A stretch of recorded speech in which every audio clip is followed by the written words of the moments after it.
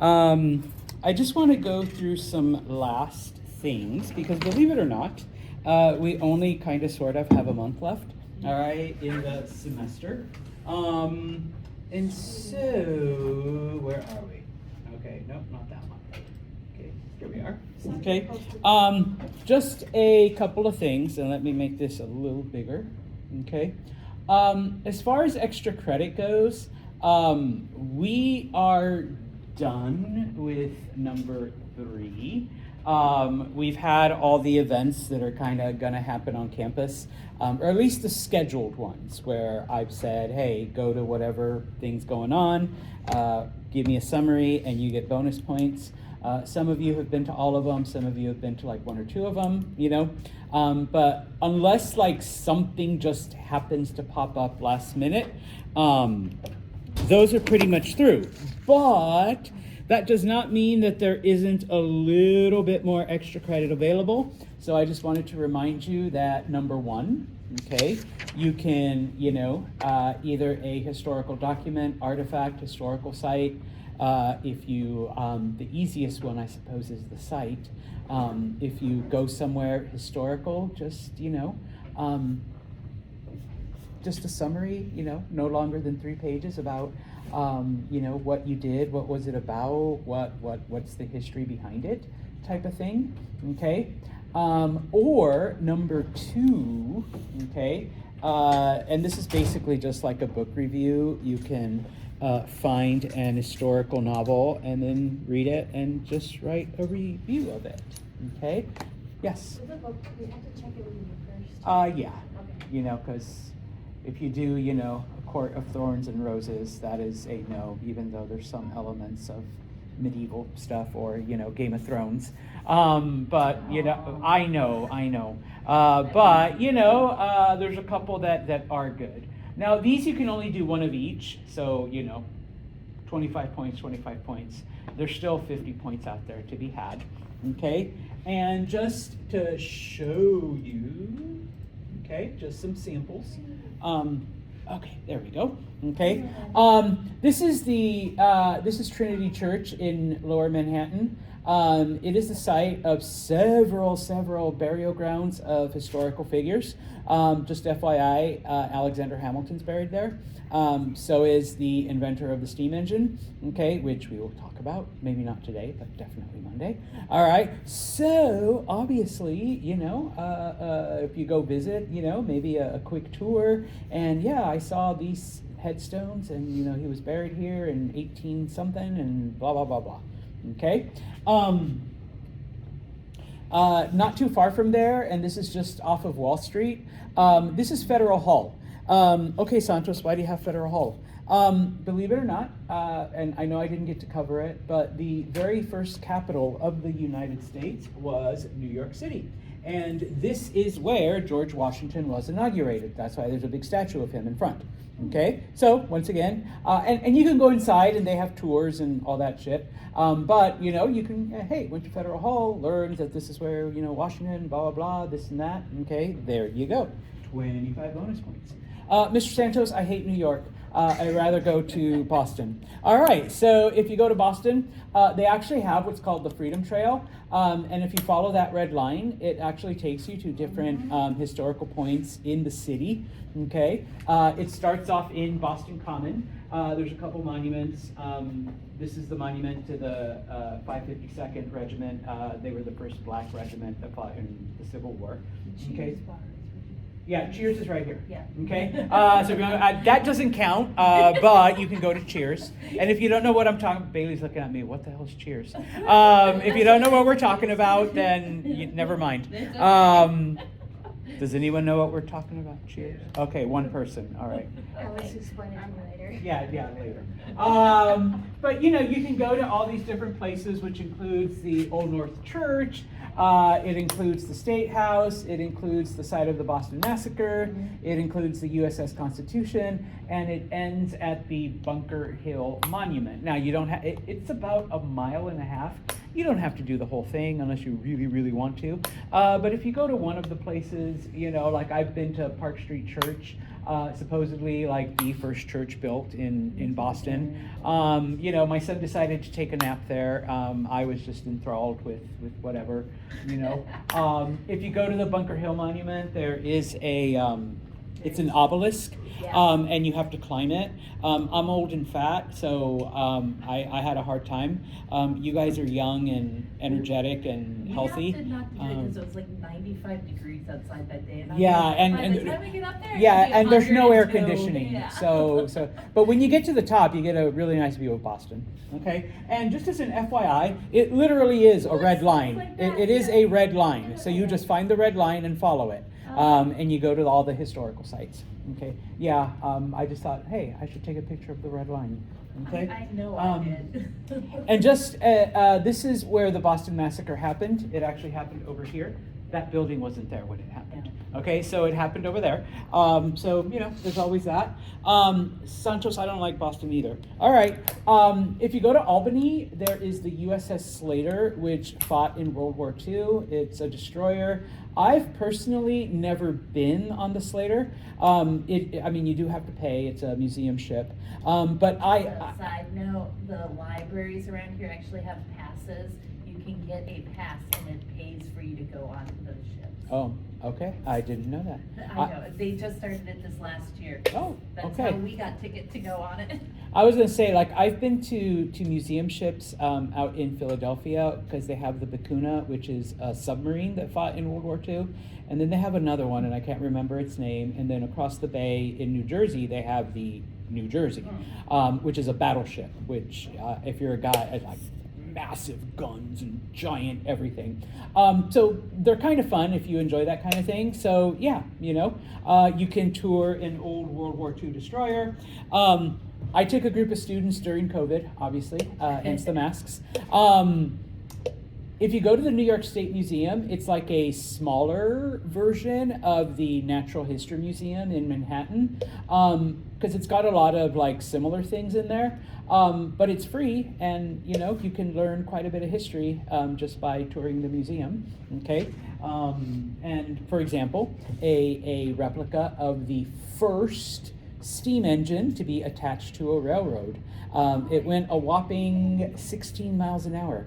Okay, but that was 16 miles an hour faster than before. Than walking. So you know, yeah, you could get from here to Albany in a couple days, type of thing. Okay. I called it a wigwam. Somebody corrected me. It's a longhouse, and you're like, and you're like, Santos. I'm like, this wasn't the natives that I focused on. It was the Aztecs and the Maya, not the Iroquois. So yeah, you can see a lot of that. They also have like a huge mastodon and like other bones and shit like that. So if you're into that, okay. This is the Art Museum. It's on Central Ave, also in Albany. You do have to pay to get into this one, and you're like, okay, Santos. So what about the Art Museum? Well, inside the Art Museum, there's 3 mummies. Okay, so you can always check out mummies. You don't have to go to the Natural History Museum. You don't have to go to London, where there's like a bajillion mummies. There's 3, so you can check those out. Okay, Santos, I don't like going places. I don't know what you're talking about. This is the fort in Rome. All right, it was used during the Revolutionary War. So there's quite a bit of, you know, history there. And just as an FYI, that isn't the actual fort. The actual fort has been gone for a long time, but this is a replica of the actual fort on the site that the actual fort was on. It was built during the 1930s, so it's almost 100 years old. So that's like history there, type of thing. Okay. And that just explains it, sorry, okay? If you live in or anywhere near Oriskany, this would be really easy for you. There was an aircraft carrier both in World War II and the Korean War called the USS Oriskany.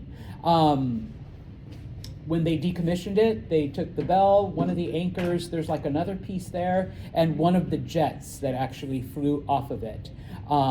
So, you know, you can go to the town park and say, yeah, I saw the bell and the anchor and, you know, the battleship, or not the battleship, the aircraft carrier, you know, fought in this campaign. And because you can actually, it does tell you.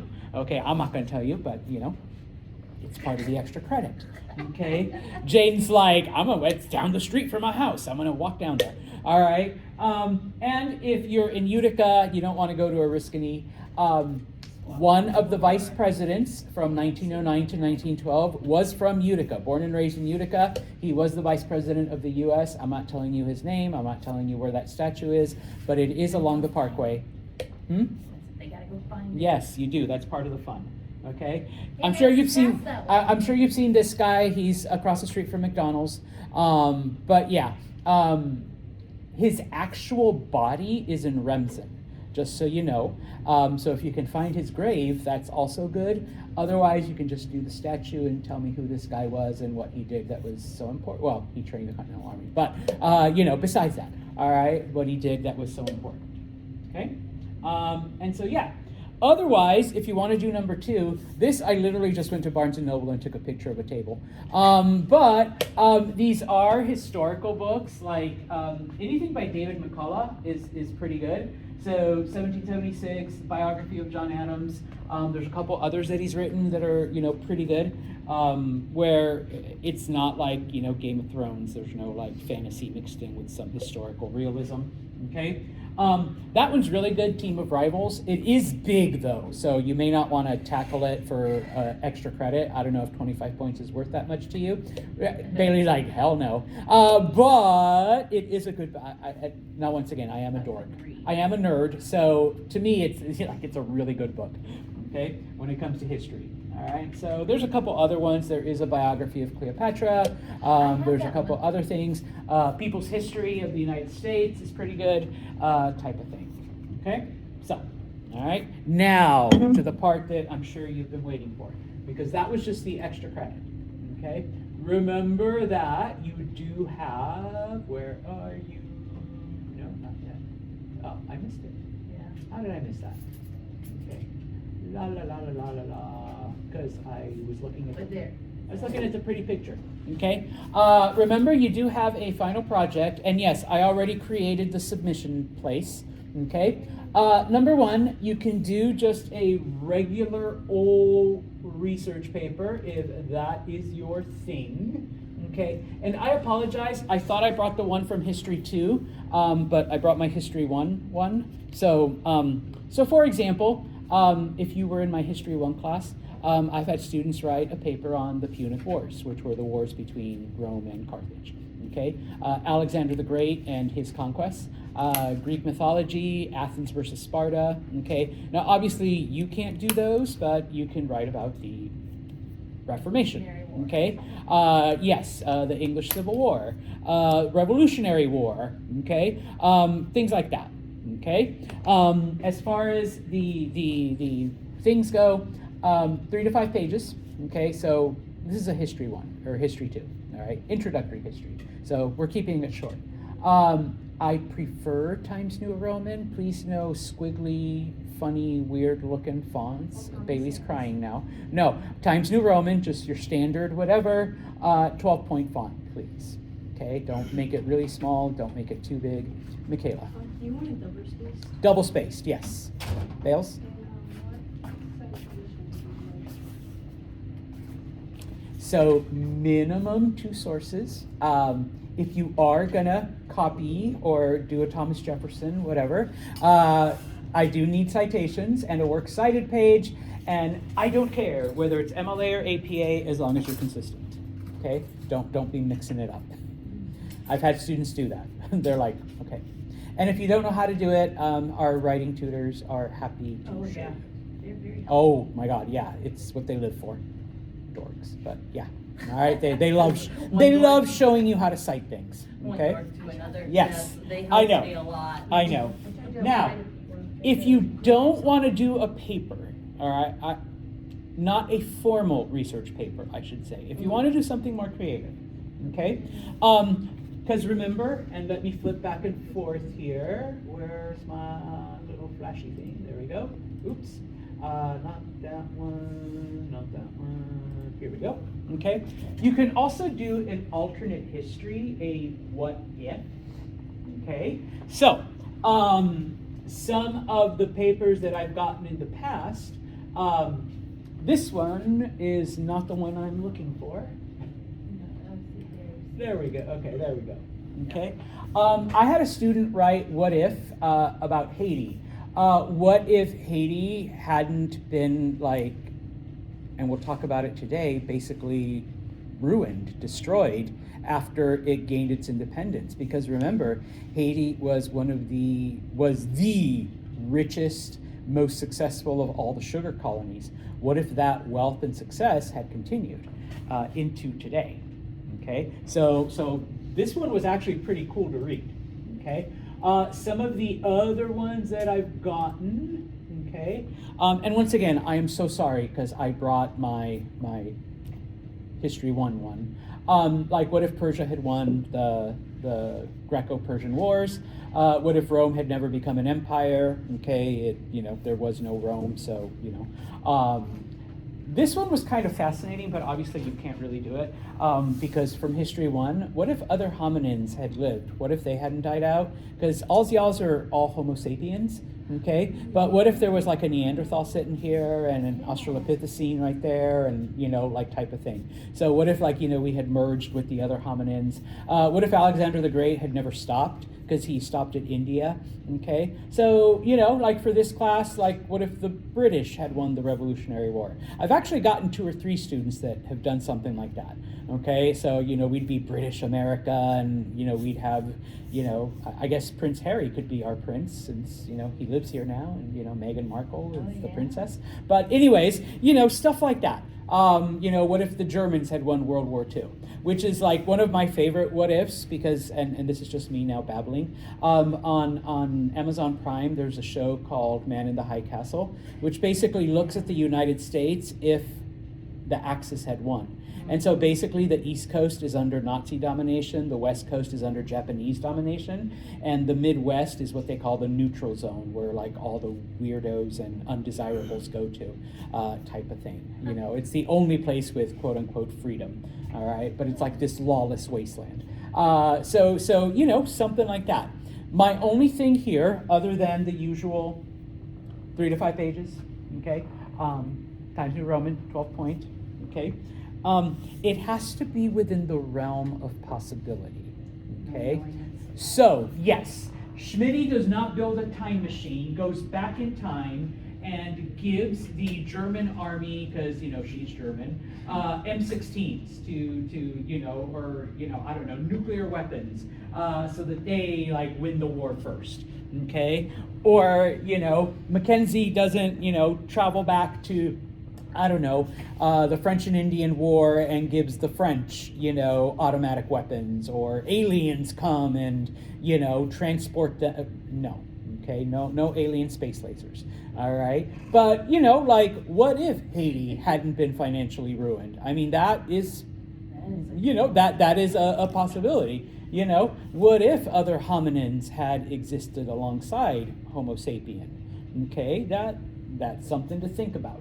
Okay, now, the last question that people typically have is, do we need to cite anything? If you use, something from either your textbook or another book to set up your narrative, then yeah, just tell me where you got it from, all right? Because obviously, most of this paper is going to be your imagination, okay, type of thing, all right? But if you're going to throw in a couple historical facts, and it's something that oh yeah, I learned this from reading, from my, whatever, then yeah, just give me a citation. Does the sources, how strict are you with them? Do they have to be from the MECC database? Or, No. Can it just be from a website or something? It could be a like website, that? all right? I'm a little bit more looser than that, All right. okay? This is an English class, fortunately. I'm just used to that though, where Yeah. it's super proper. So. I know, that's why I don't teach English, okay? That's fine. Plus, I ain't that gooder at English, okay? So, all right. Spanish. I was gonna say, that's why I teach Spanish, all right? Now, the last thing, where are you? Okay, is a movie trailer Yes, my or a favorite, small yes. film, which is some of the people that had me last semester, like Veronica, that is the thing that they chose to do. I'm not showing yours, Veronica, I'm sorry. That's fine. No, that's fine. I'm glad with that. Okay, just a couple. Now, once again, the ones I have, this one is from History 1, okay? You can do a couple of things, okay? This one, and this is something similar to what Veronica did also, is you can get friends, family, whatever, roommates, boyfriend, girlfriend, if they're willing to work with you and do your own little drama piece, okay? And let me just show you just a bit of this, because this was done by a student of mine named, I want to say Corey, but it might have been Cody. It's been a couple years now.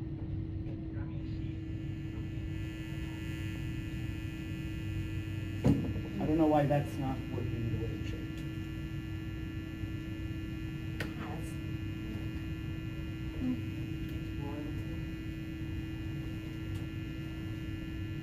Okay, well, product placement, he uses his textbook, okay?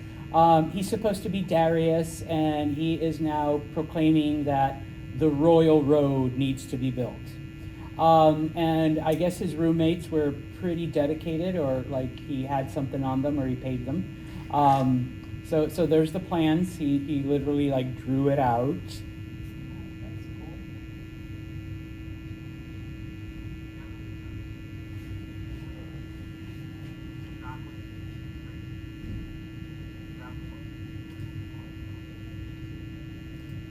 Let me see if I can do this. Sorry, because they are actually talking. It was raining, and so they actually went out there and pretended to build a road.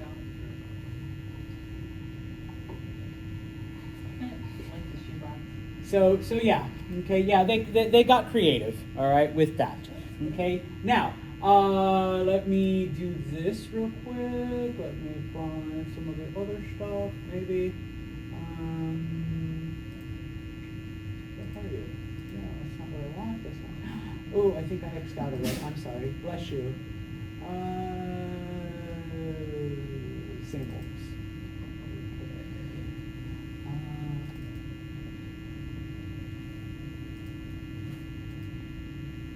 You gonna work? Nope, you're not gonna work. Okay. Leaf Erickson? Oh, my movie. Oh, okay, so this one is from History 2. All right. Yes, Versailles. They're pretending to be the nobles in Versailles, so they're just kicking back. Okay. I'm sorry, I cannot get the sound to work because, pardon my French, they do act like bitches towards the help. All right, like type of thing, and so it gets kind of funny. Okay. You have to get them dressed. You have to pick the things. You have to do all of that. Okay. Yeah.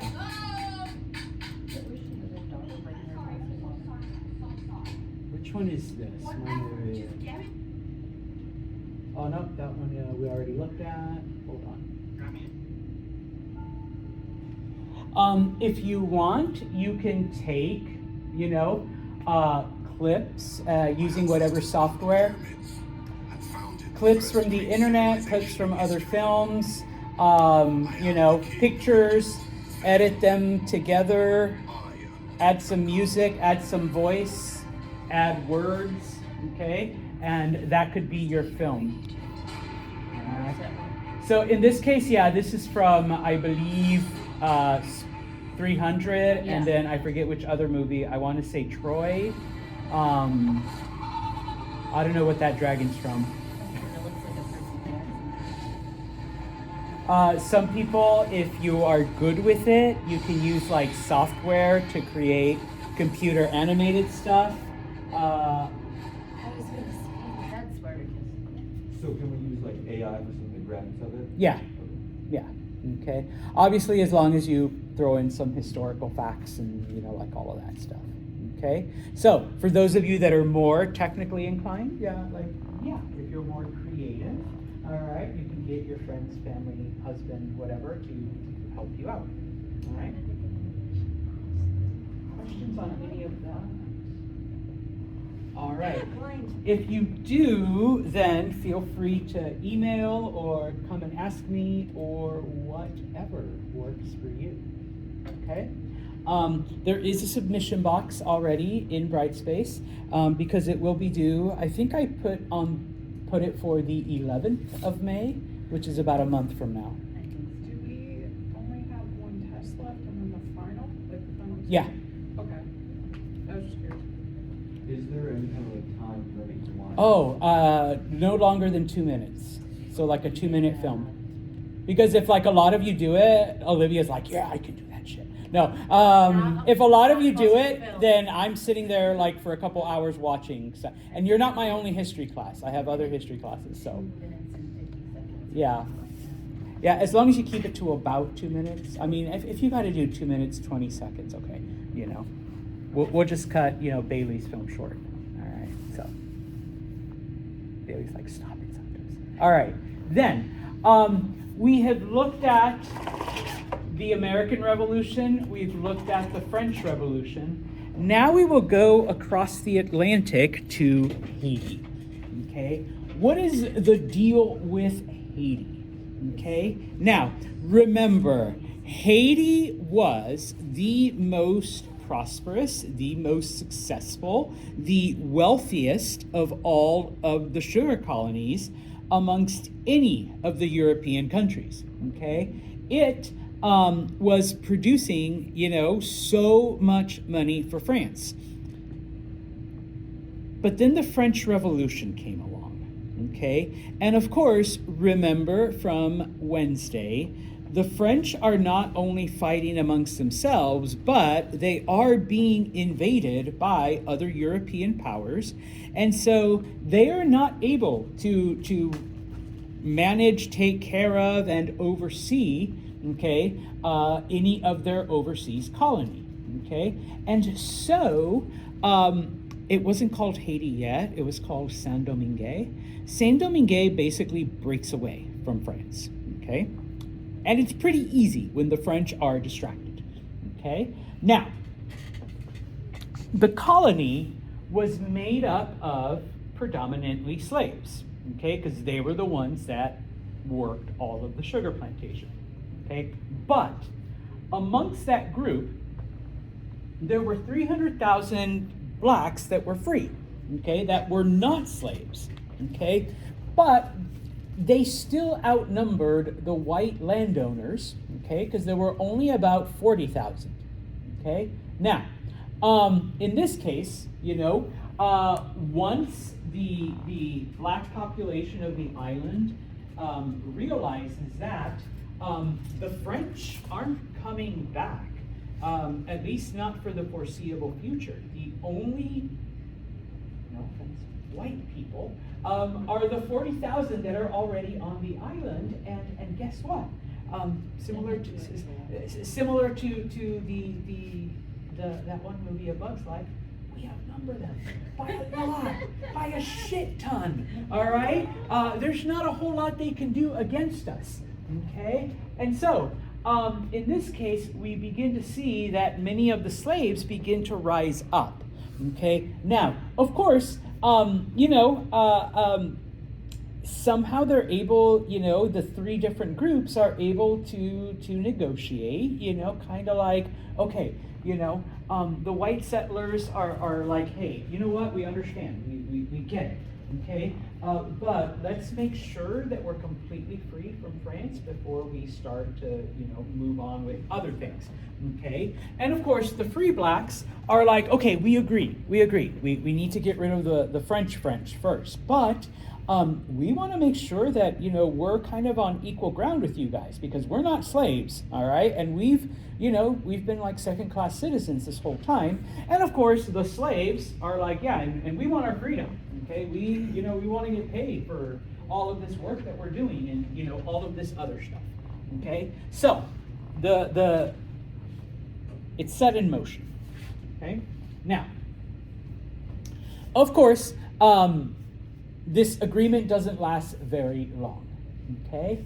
And civil war breaks out, okay, on the island, where the slaves and the free blacks are basically, fighting against the white population on Haiti. All right, now, the white landowners send an urgent message to France, kind of like, okay, we know you guys are busy, like, revolutionizing and trying to fight off, the rest of Europe that's trying to invade you, okay? But we could really use some help, all right? Not only have the slaves risen up, but so has the free black population, and they outnumber us like 10 to 1, okay? Well, once again, the French really can't do a whole lot. And France is still, this is like before they declare a republic, before the Reign of Terror, they're still under the control of the National Convention, okay? And so, and remember, the National Convention is the third estate, okay? Basically, they say, you know what? If we just say, all right, slavery's outlawed, then now they're all free, and technically you're all equal, right? Right. So slavery's outlawed. Okay. Unfortunately, it doesn't quite work that easily. Okay. Just by outlawing slavery, okay, it doesn't like the slaves aren't like, whew, okay, we're free, yay, we got what we wanted. Okay. And so in this case, what they end up doing is like, okay, now that we're free, this land that we've been working, where's our share of the profits? Where's our land? Where's our way of sustaining ourselves? And so what they end up doing is they do round up the entire white population and force them off the island. Okay, since we're not slaves anymore. Okay, now I'm giving you the G-rated version because there was quite a bit of violence. There was quite a bit of retribution against white slave owners. There was a dead people everywhere type of their own little mini reign of terror, but it was predominantly against the white landowners.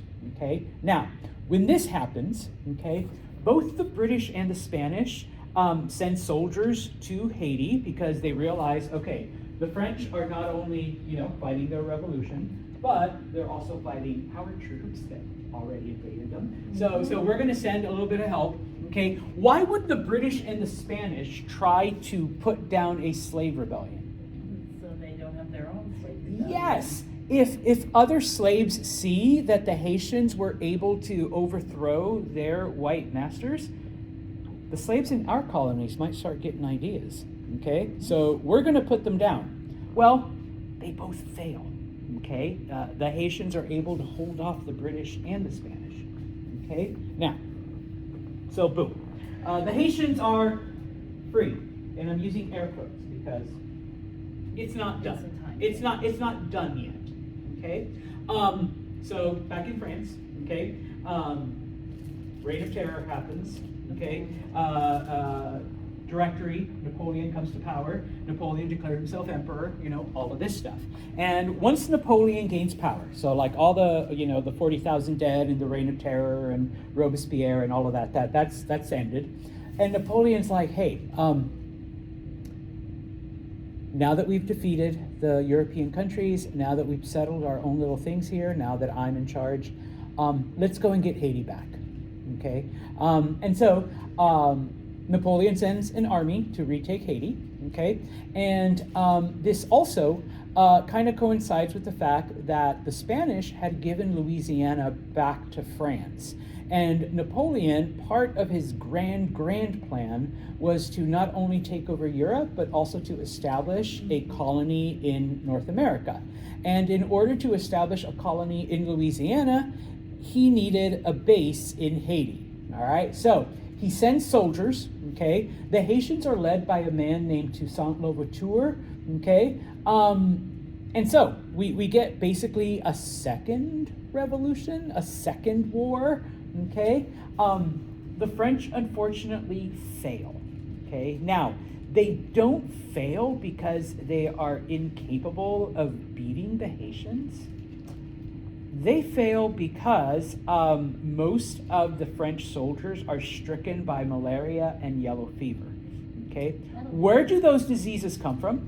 Mosquitoes. Okay, yeah, the French soldiers aren't used to the climate of Haiti. Haiti is hot and humid and a breeding ground for mosquitoes. Okay, they're not used to that, and so they get stricken by this disease. Okay, and so basically, Napoleon's like, okay, you know what? I'm just going to have to give up on Haiti. I'm going to have to give up on having an American colony. I'm going to have to focus on conquering Europe. And I can't do that if all of my soldiers are dying from mosquito bites. All right, it's more than that. Okay, it's way more than that. But if they're dying from this disease, all right, so we just got to give up. Okay, and so in 1804, okay, the French general in charge of taking back Haiti, Jean-Jacques Dessalines, he basically says, all right, you guys won. You guys are independent. You guys are free. Okay. The name they begin to call the colony Haiti from Saint-Domingue. Okay, number one. Number two, Toussaint Louverture is actually captured in one of the last battles, and he's taken back to France, and he's put in prison. He actually dies in prison in like this cold, damp, dank cell, as a prisoner, which is really, really sad, his final years, if you ever want to read a biography on him. Okay, but because of this, okay, this actually leads to the Louisiana Purchase, okay? Because at the time, and just to give you a little side note here, when the French took over Louisiana, they basically started charging Americans to bring their goods down the Mississippi River, and then eventually they stopped trade altogether while they were trying to take over Haiti. And so Thomas Jefferson, who was the president, sends ambassadors to France to try to buy the city of New Orleans. That's it, just the city of New Orleans. This happens. And so the French negotiator says, okay, New Orleans for $10 million, because that's how much they offered him. He's like, that's a good offer, but let me counter it. How about if you take all of Louisiana for $15 million? Okay, the American ambassadors, literally don't know what to do, because it's like, okay, one, we were only supposed to buy New Orleans. Number two, we only have $10 million to spend, but we can literally double the size of the United States with it for an extra $5 million, which, spoiler alert, they do. Okay, because Napoleon is trying to get rid of the land, and of course he needs the money because he's already planning on going to war and conquering Europe. All right, but the Haitians are free. Okay, now, once again, the British, the Spanish, the Americans, anyone who participates in the slave trade is freaking out. Okay, because if a group of slaves was able to overthrow France, imagine what the slaves in our colonies might start doing. Okay, and again, I gave you the PG version, but the slaves, the former slaves, once they took power, exacted payback on the white landowners, okay, in the most cruel and gruesome ways they could think of. All right, so all of this is also, knowledge to the British, to the Spanish, to the Americans, to anyone else who has slavery as an institution. Okay, and for example, in Venezuela, which is one of the Spanish colonies, there begins to be some slave uprisings, and so martial law is declared. Basically, the Spanish send in their army and try to put into the slaves, okay, type of thing. What's funny is that Thomas Jefferson actually refused to recognize Haiti as a country, all right? And so I wrote there, irony. What is ironic about that? Number one, he had slaves. He also had children. Number two, yes, with Sally Hemings, he had children. So there are African-American descendants of Thomas Jefferson. What was he able to do? Because France lost and Haiti became independent. Yes. Okay. So because it was Jefferson who pushed that. Okay.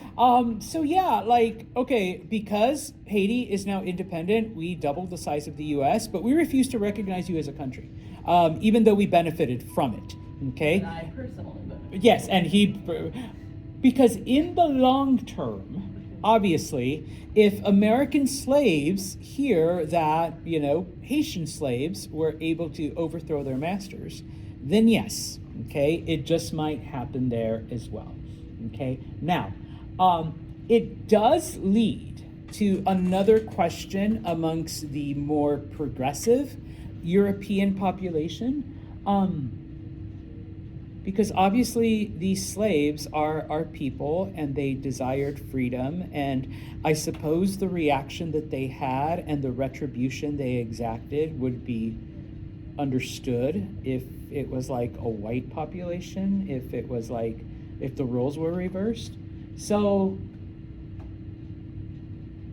should we be going to Africa and kidnapping people and enslaving them? Huh. Yeah. People begin to question the morality of slavery. And just as an FYI, a lot of, from this point on, it kind of snowballs pretty quickly where a lot of European countries actually do begin to outlaw slavery. They begin to emancipate their own slaves. Okay, doesn't happen overnight, but just FYI, it does happen in most places before the United States. Okay, and in the United States, it takes a whole civil war to actually do it. The British don't have a civil war over slavery, the Spanish don't, et cetera, et cetera. Okay, and speaking of the Spanish, and I think this is where we end. Yes, it is. Okay, other groups in Latin America now begin to be inspired by it because if you remember the social structure, you have the Peninsulares, the Creoles, the Mestizos, you have the natives, and then at the bottom, you have the Africans. If these guys, the ones at the bottom, were able to gain their freedom, and we're all better, why are we still under the control of Spain? So it wasn't a slave rebellion in these, in the Spanish countries. It was like, hey, we're pure European. We're, part European. And yet these people that are 100% African were able to do it. Well, obviously, since we're like better than them, then that means that we should be able to do it as well. Okay? Which, on Monday, we will look at the Latin American revolutions then. All right?